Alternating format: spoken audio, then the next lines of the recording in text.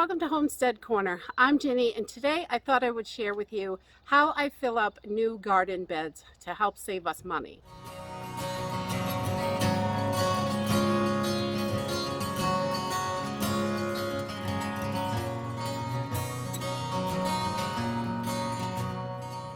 I have been out digging around in the woods and the garden and everywhere today trying to get the new garden beds filled up. We got a couple of new beds and I figured I would share with you how we fill them, because if you just go and buy soil to fill these beds, you are going to spend a fortune on new beds to fill them with soil.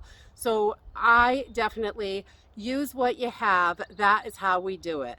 So I figured I put these in stages so I can show you the different stages, how we go about putting our garden beds together to save us money, and it helps build the soil and nutrients and stuff for years to come.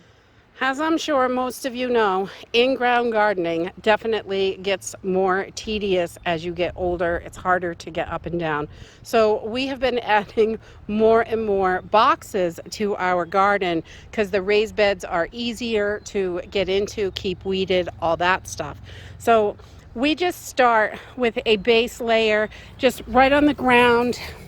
We put some cardboard, just the ground down there, and I put some cardboard just like a weed barrier, and this cardboard will compost. I make sure there's no tape or anything like that on it, and that is the base layer that we put down for our gardens. And then I'm going to bring you around. I tried to do these in layers to make this easy for you guys to see.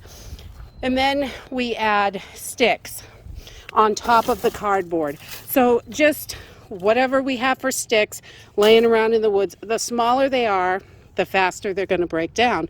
And I've even got some that's quite green. We took part of a hazelnut tree down because it was in the way, and I'm not a hazelnut fan. So we do the sticks, and they can be green, they can be rotted, whatever, all different stages, whatever we have laying around. And then the next section, we add leaves on top of the sticks. And that way, all these leaves are going to decompose and help add nutrients to the soil. You do want to be careful if you have a lot of pine trees, because it releases a lot of acid into the soil, and not all plants love that. Blueberries love it. If you're planting blueberries, throw some pine needles in there, definitely. On top of the leaves, we add a good layer of straw. We just pack that right on. And you want to press this down. All this, we try to press it right down. And when you get the soil on top, it is going to push everything down. So I fill these right up to the top, fill them right up with leaves, and then press on a good little layer of straw. And on top of the straw, I like to add some compost, whatever we have, a little bit of compost in there. Just helps add nutrients, get everything going in there, and then you are good. And after the compost, I just add a cheap garden soil. Whatever they have locally. This is what we had at Walmart it was like $6 for 2 cubic feet. Even this stuff would cost a fortune to fill these beds. So that's why we go with the other stuff we have laying around the yard to help add nutrients and fill up the beds. And it just composts all on its own. Once I have the soil in the bed, I add peat moss. We like to add peat moss to the soil because a lot of the cheap soils are have a lot of clay in them, and they're not that great for aeration and stuff. So I like to give it a little bit more additive. So the peat moss is great.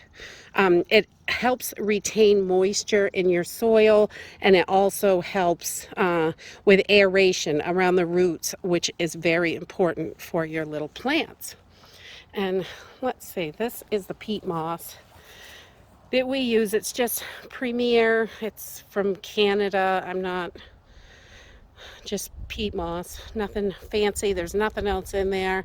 And so we just put that right on top, and then we mix it all. So once we get the peat moss down, we just mix it in a couple, make sure we're going a few inches down.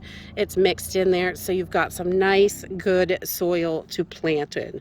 And some people like to add perlite or whatever kind of additive you wanted to add. You could do that and just turn it into those top couple inches of soil, and this will grow a ton of vegetables. That is it for filling the garden beds. It really saves a lot of money by getting them nice and full with everything else before you start adding that soil, because soil can be so expensive, especially if you're buying a real top end soil. That can be really expensive, and you want good soil so your plants are going to grow in it. And we have had great success over the last 10 years.